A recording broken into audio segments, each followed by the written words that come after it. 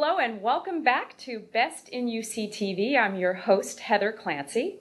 And with me today is Kevin Gavin, the Chief Marketing Officer for ShoreTel.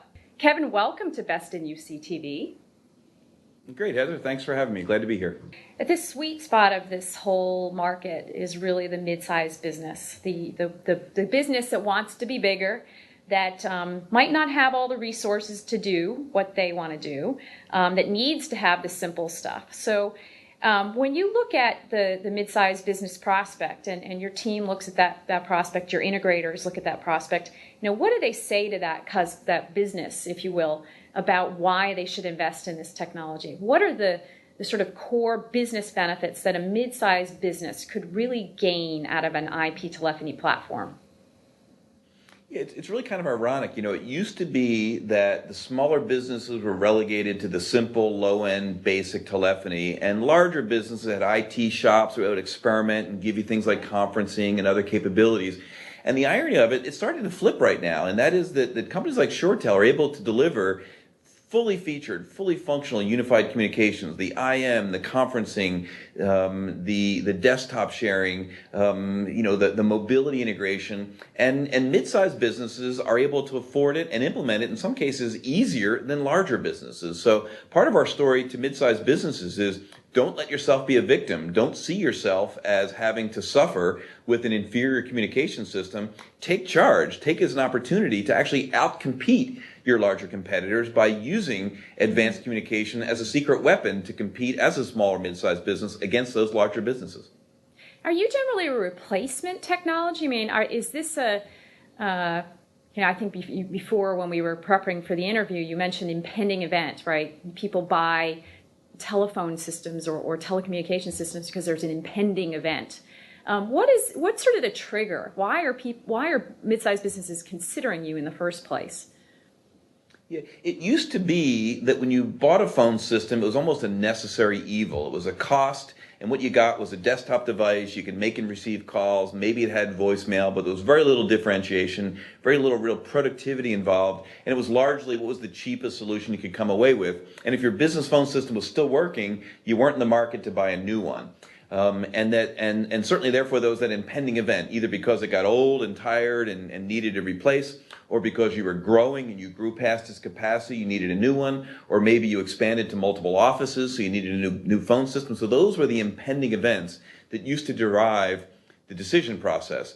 Increasingly, still that happens. I mean, whether the phone system is old and needs to be replaced, or if you're growing, certainly that does drive purchase decisions. But increasingly, now we're seeing not just the IT and the sort of the finance people worrying about controlling cost, but certainly we still see that. But we also are starting to see the business side, the salespeople, the leadership, the service organization saying the phone system is no longer just a utility. It becomes, in the UC world, it becomes a competitive advantage. And we need to drive increased productivity. We need to drive increased competitiveness among our employees. And therefore, there's people that are not just sort of waiting until that system dies, but they're really looking potentially to make those investments. And the key really is the total cost of ownership. Again, part of the ShoreTel advantage is this concept of simplicity. And it's not just a nice to have, it really is a fundamental driver to lower costs.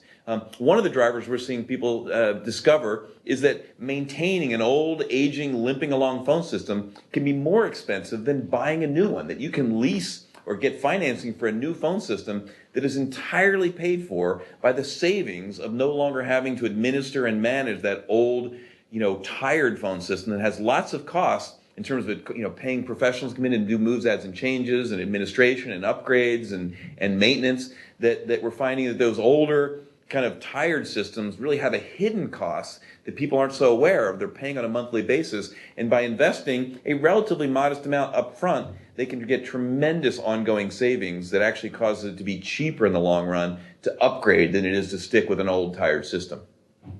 Okay. So I'm a mid-sized business that's thinking about whether or not I need this technology.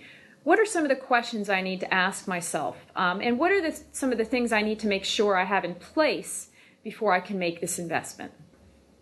Yep. I guess the first thing is that, check in on your employee productivity and, does employee productivity matter to you? Are you competitive with your competitors? Are you able to outmaneuver them? Is your productivity per employee what you want it to be? Are you looking to improve it? And if you are, then unified communication has tremendous upside productivity enhancement opportunities and benefits for the business.